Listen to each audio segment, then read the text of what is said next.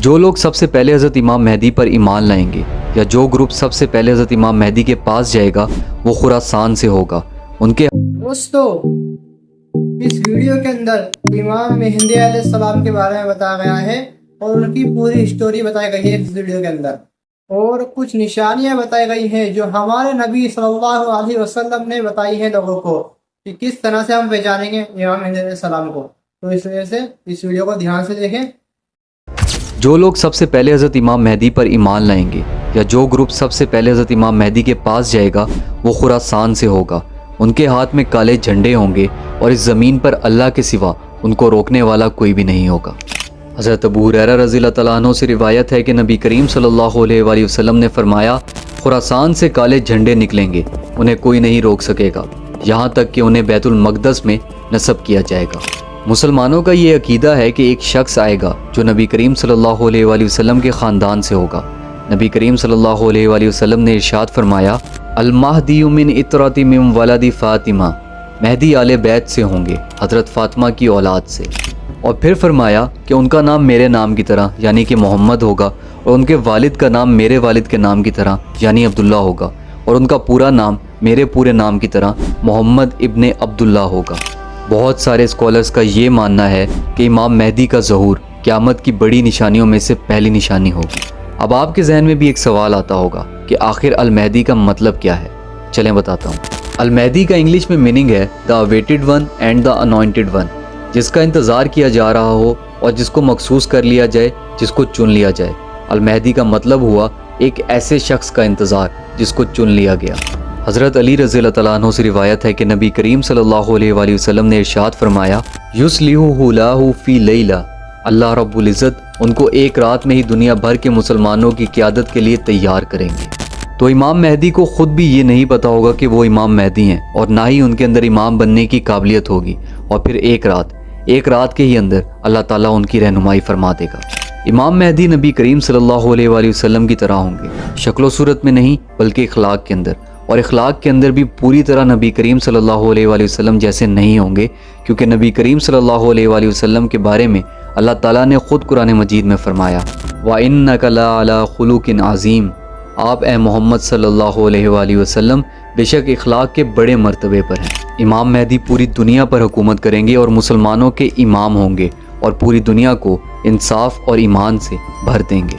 احادیث میں آتا ہے کہ ایک بادشاہ ایک جزیرے پر مر جائے گا، اور وہ جزیرہ عرب میں ہوگا، اور اس بادشاہ کے بیٹے یا اس کے 3 بیٹے آپس میں بادشاہت کے لیے ایک دوسرے سے لڑیں گے، اور اس لڑائی سے بچنے کے لیے مدینے میں رہنے والا ایک آدمی جن کا نام محمد ابن عبداللہ ہوگا، مدینے سے خاموشی سے نکل کر مکہ چلے جائیں گے، کیونکہ وہ اس مسئلے میں خود کو نہیں پھنسانا چاہتے ہوں گے، اور نہ ہی وہ یہ چاہتے ہوں گے کہ لوگوں کو ان کے بارے میں پتہ چلے۔ لیکن اس کے باوجود بھی مکہ کے اندر لوگ ان کو مقام ابراہیمی اور حجرہ اسود کے درمیان پہچان لیں گے اور ان کے ہاتھ پر زبردستی بیعت کر لیں گے۔ جب یہ بیعت لینے کی خبر پوری دنیا کے اندر آگ کی طرح پھیل جائے گی تو اس وقت شام سے ایک بہت بڑا لشکر حضرت امام مہدی پر حملہ کرنے کے لیے بھیجا جائے گا، اور جب وہ لشکر بعیدہ پہنچے گا جو کہ مکہ اور مدینہ کے درمیان ایک جگہ کا نام ہے، تو وہ پورا لشکر وہاں زمین میں دھنس جائے گا، اور جب اس لشکر کے زمین میں دھنسنے کی خبر پوری دنیا میں پھیلے گی تو شام کے ابدال اور عراق کے بہت سارے لوگ امام مہدی کے ہاتھ پر بیعت کرنے کے لیے مکہ آ جائیں گے۔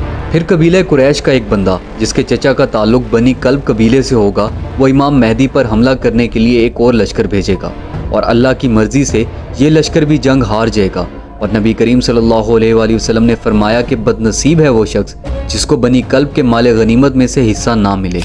مطلب بد نصیب ہوگا وہ شخص جو امام مہدی کے ساتھ مل کر وہ جنگ نہیں لڑے گا۔ تو احادیث کے مطابق لوگ پہلی مرتبہ امام مہدی کو مکہ میں پہچانیں گے، لیکن مکہ کے لوگوں کو یہ کیسے پتہ چلے گا کہ کون سا شخص امام مہدی ہے؟ تو اس وقت کے لوگ امام مہدی کی پہچان نبی کریم صلی اللہ علیہ وآلہ وسلم کی بتائی گئی نشانیوں کے مطابق کریں گے، مطلب نبی کریم صلی اللہ علیہ وآلہ وسلم نے امام مہدی کے بارے میں جو نشانیاں بتائی ہوں گی، ان نشانیوں کو سامنے رکھ کر وہ امام مہدی کو پہچان لیں گے۔ وہ نشانیاں کیا ہیں؟ چلیں بتاتا ہوں۔ ان کی چوڑی پیشانی ہوگی، پتلی ناک ہوگی جو آگے سے تھوڑی سی اٹھی ہوگی، ان کا نام محمد ہوگا اور ان کے والد کا نام عبداللہ ہوگا، وہ مدینہ سے مکہ کی طرف ہجرت کر کے آئے ہوں گے، اور یہ سب نشانیاں احادیث کی بکس میں موجود ہیں۔ تو خراسان سے جو کالے جھنڈوں والا لشکر نکلے گا وہ امام مہدی کے لشکر میں جا ملے گا، اور اس کے بعد احادیث میں آتا ہے کہ اس وقت مسلمان عرب پر حملہ کریں گے اور اللہ مسلمانوں کو فتح نصیب فرمائے گا، اور پھر مسلمان پرشیا پر حملہ کریں گے اور اللہ مسلمانوں کو فتح نصیب فرمائے گا،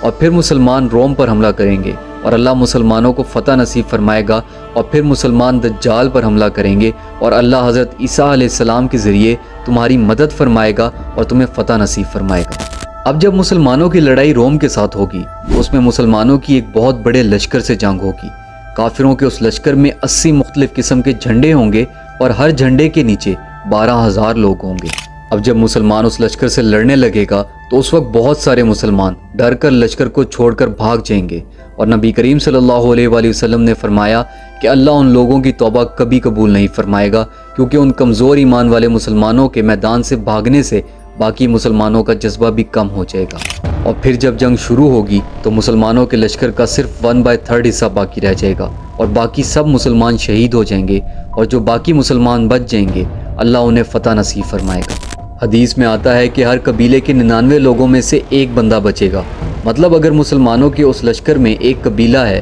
جس کے 100 لوگ ہیں تو ان 100 لوگوں میں سے 99 شہید ہو جائیں گے اور ایک بچ جائے گا۔ اب جب اس بڑی فتح کے بعد مسلمان مال غنیمت جمع کر رہے ہوں گے تو اس وقت ان کو خبر ملے گی کہ اے مسلمانوں، دجال آ گیا ہے۔ پہلی مرتبہ امام مہدی 10 لوگوں کو بھیجیں گے اور ان 10 لوگوں سے کہیں گے کہ جا کر پتہ لگاؤ کہ کیا یہ خبر سچی ہے، اور نبی کریم صلی اللہ علیہ وآلہ وسلم نے ارشاد فرمایا کہ میں ان 10 لوگوں کے نام بھی جانتا ہوں، ان کے والد کے نام بھی جانتا ہوں اور ان کے گھوڑوں کا رنگ بھی جانتا ہوں۔ وہ 10 لوگ اس دن سب سے بہترین گھڑ سوار ہوں گے، تو وہ لوگ جائیں گے اور دیکھیں گے اور کہیں گے کہ آخر سب سے بڑا فتنہ آ ہی گیا، آخر دجال آ ہی گیا۔